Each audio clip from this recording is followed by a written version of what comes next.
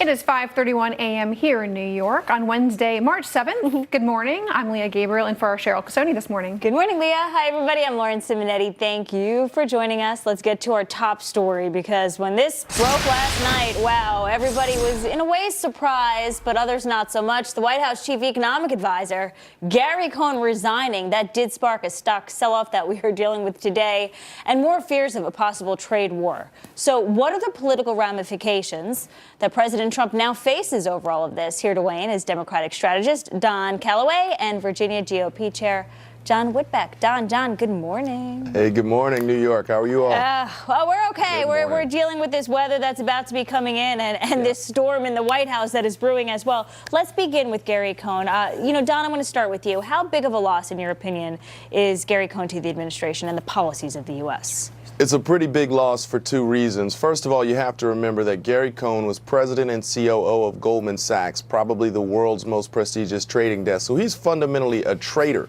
That's why markets see what he sees, and they know that these tariffs present a problem, and they're reacting to it. Secondly, Gary Cohn is a registered Democrat who took off from a very prestigious job to serve this administration in a very patriotic move that I commend him for. So this is a nonpartisan move. This is a move of him fundamentally rejecting these tariffs and this policy upon which he was not consulted by this president and which he was not aligned. So I think that the markets are reacting in a way when they see a reasonable guy who stepped out of his political alignings to step away from a position like this.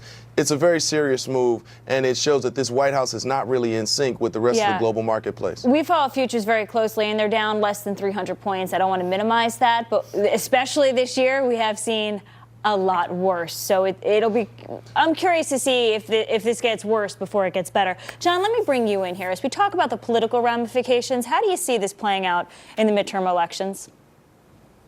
Well, there's a lot of talk right now about the split in the Republican Party over this issue, and I want to make it very clear that's just not the case. I mean, in 2016, President Trump campaigned on America First policies, and we had 16 other candidates in the race that he won. He beat him pretty handily. So he won electoral landslide against Hillary Clinton. So I think the politics of this is being overblown. I think it's an economic issue. The president, I do.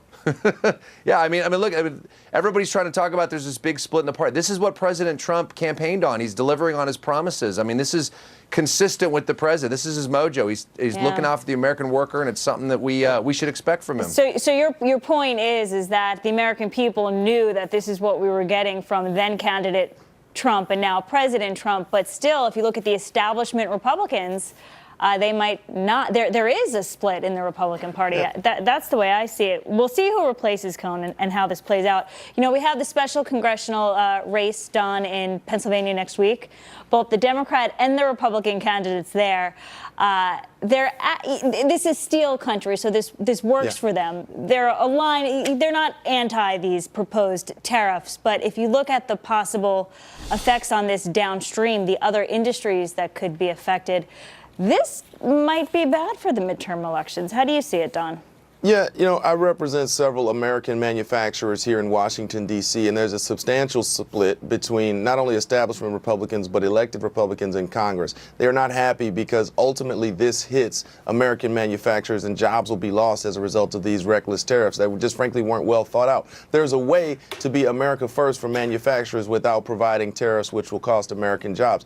But frankly, I don't know how this will affect the midterm elections. At the end of the day, there is a long time, 9 months that we have left, the 6 months, the 6 to 9 months that we have to really fight this thing out is a long time in American politics. And I don't think that this one issue will rise to the level of making electoral differences. This is going to be a referendum on President Trump, flat and simple, and we'll see how he works out in that Pennsylvania district. I'm going to squeeze in one question here, and it's for you, John. How does this play out on the world stage? I'm thinking of the meeting yesterday with Sweden, and I'm thinking about everything going on with South Korea.